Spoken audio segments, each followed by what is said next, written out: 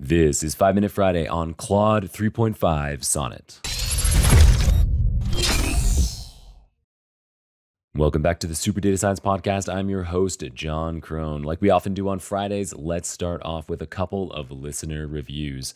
Our first review today is from Apple Podcasts, and it's by someone named Hari Manda. The review is titled, "Love It." And Harry goes on to say, "This is a great podcast that brings some awesome people, and interestingly, they are all very social, patient, and want to help others." Harry also included some ideas for the Super Data Science platform, so thanks for that. We did see that.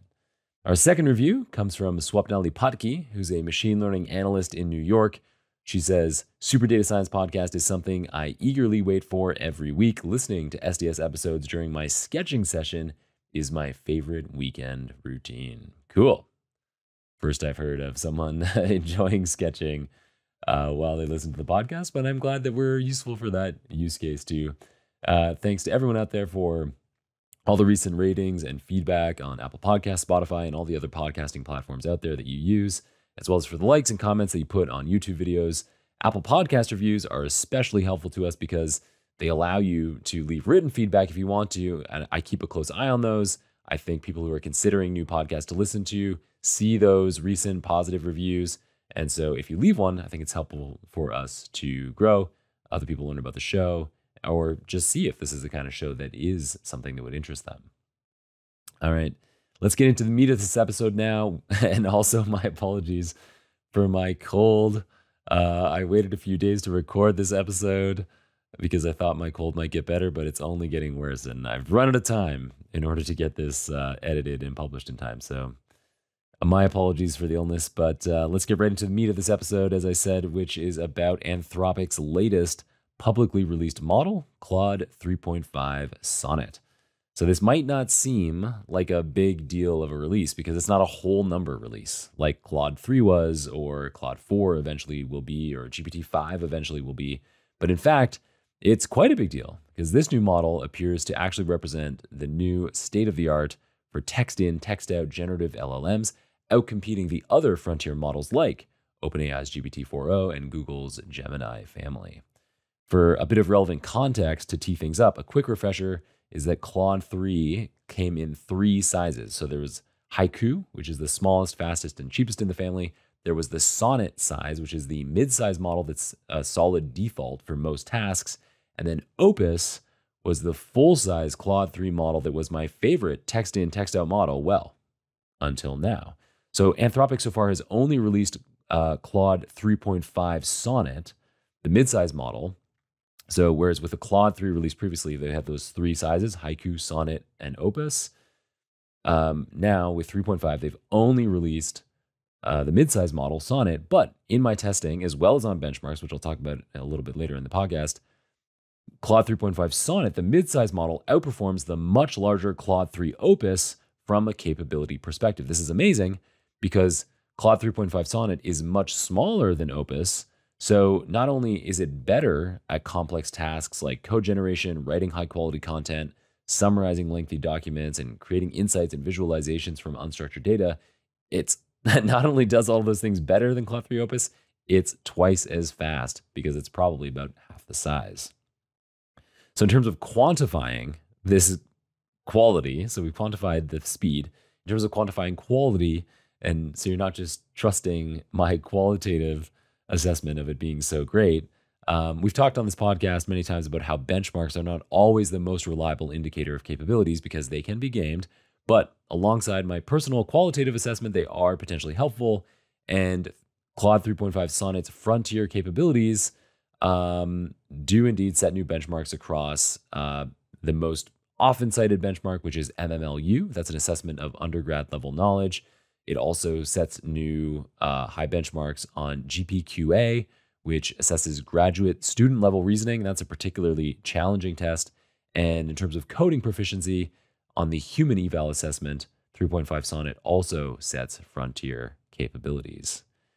In addition to text in, text out, which is primarily how I use generative AI models in UIs, this model is also pretty darn good at machine vision. So this 3.5 Sonnet model is about 10% better than Claude 3 Opus was across a bunch of different vision benchmarks.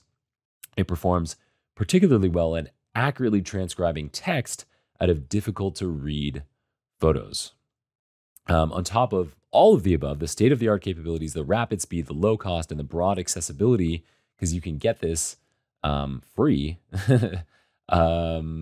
which is, I guess I didn't even mention that yet, but yeah, you can actually get, unlike 3.0 Opus, which was, you had to be a subscriber, which is $20 a month. I definitely paid that. I think it's 100% worth it. But this 3.5 Sonnet model is now available for free at Claude.ai. So that's cool. I'm also, by the way, I'm not being paid in any way to say any of this stuff. This is genuinely my plain belief and my plain preferences about particular large language models. And yeah, Claude was already my favorite, and now it's even more so the case. So anyway, on top of everything we've talked about already, so state-of-the-art capabilities, rapid speed, low cost, and broad accessibility, another super cool item that Anthropic released alongside this Claude 3.5 Sonnet model is an experimental user interface feature within Claude that they've called artifacts. So when you have artifacts enabled and you ask Claude to generate content like code, documents, or even a functioning website, these artifacts, these outputs, appear in a side-by-side panel alongside your text-in, text-out conversation. So this is something new as far as I'm aware of in these generative AI user interfaces. You've got your conversation on the left-hand side, so like your normal kind of conversation that you'd be used to with ChatGPT or Gemini or whatever. That's now on the left, and on the right are your big outputs, these artifacts. So it could be code, could be documents, could be a functioning website.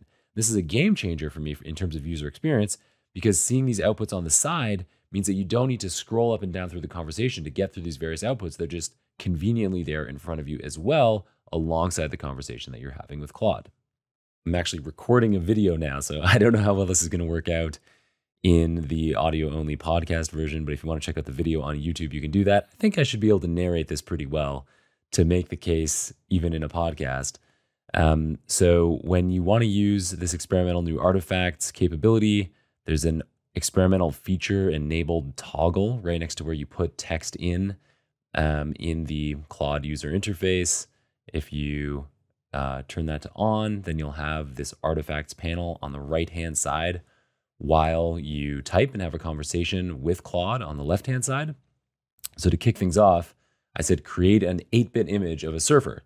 And Claude writes back to me to say, I apologize, I do not have the capability to create, generate, edit, manipulate, or produce images. And it gives a big, long explanation and tries to explain how you could style such an image. And I just simply wrote back, use code to do it.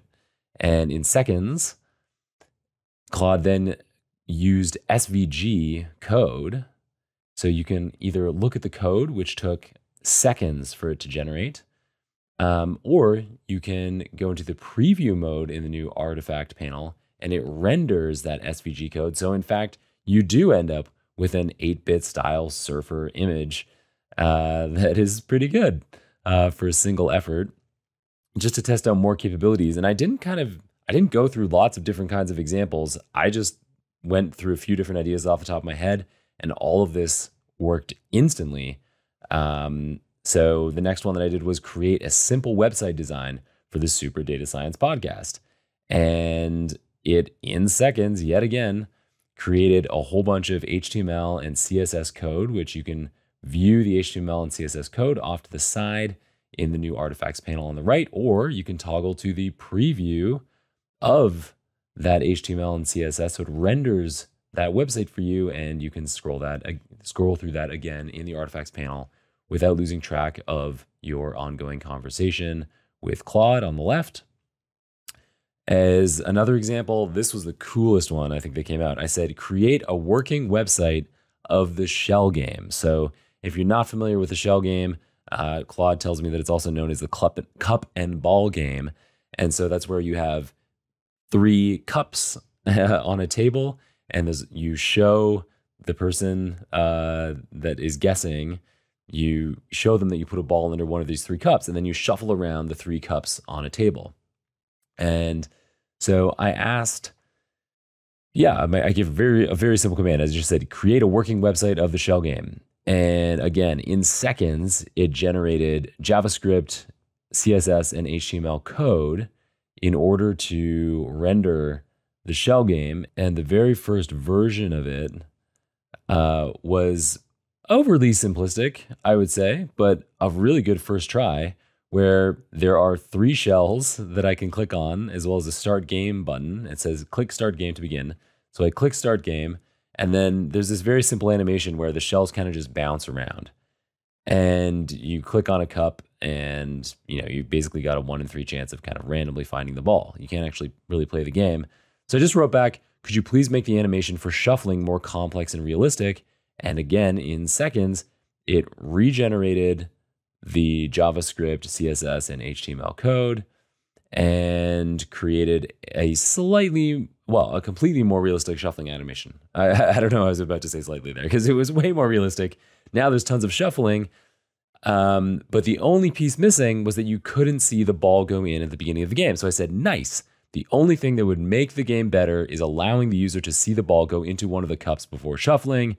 And so Claude generated this 3rd version of the game, again, in seconds, with JavaScript, HTML, and CSS code, which you can see in the artifacts panel on the right. Or you can click over to preview mode in the artifacts panel on the right, and then you can actually play the game interactively right there in the browser. So I click start game, and you can see a ball go into one of the cups, and then it shuffles around. You can see the cup shuffling. I did lose track here, but earlier when I wasn't talking and talking and recording at the same time while playing the game, I was able to track the ball and accurately guess. So this thing really works. And then as a final test, just to show some other capabilities, I said provide code for a deep learning transformer architecture, and again, that showed up in the artifacts panel on the right-hand side. So on the left, I get this nice conversation explaining what the code is doing. And this is more than just comments. It's kind of an overview, like you would expect a software developer, if a software developer was writing code for you, to kind of explain what she was doing as she was going through that work. And so you can see all the code on the right in the artifact panel while going through the kind of conversation on the left, explaining what the code is doing. Super cool. And another idea that I had that I would test here live so that people who are viewing this on YouTube could actually see how quickly this renders is I noticed that the artifact panel also allows you to track what content you've added into the chat. So I thought I would just try adding an image to test out the machine vision capabilities. And so I put in an image from a website that I control, deeplearningillustrated.com. And on that website, I've got a picture of my dog with a copy of my book. And without me even saying anything, asking anything about the image, Claude just assumes that I'm going to ask about the image. And it very accurately, again, in seconds, if you're watching the YouTube video, you saw it already happen. It took less time to generate this description than it did to upload this small image file. And it says, this image is a small Yorkshire Terrier dog sitting next to a book titled Deep Learning Illustrated, a visual interactive guide to artificial intelligence by John Krohn.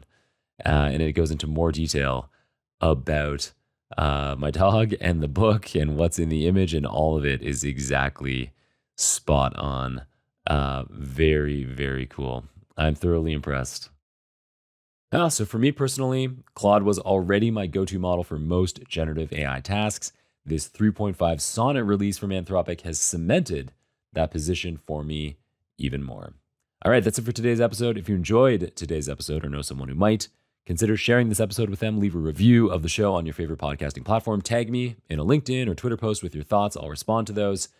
And of course, if you're not already a subscriber, subscribe. Most importantly, all that other stuff doesn't matter to me, like just keeping on listening. I hope you will continue to, and until next time, keep on rocking it out there, and I'm looking forward to enjoying another round of the Super Data Science Podcast with you very soon.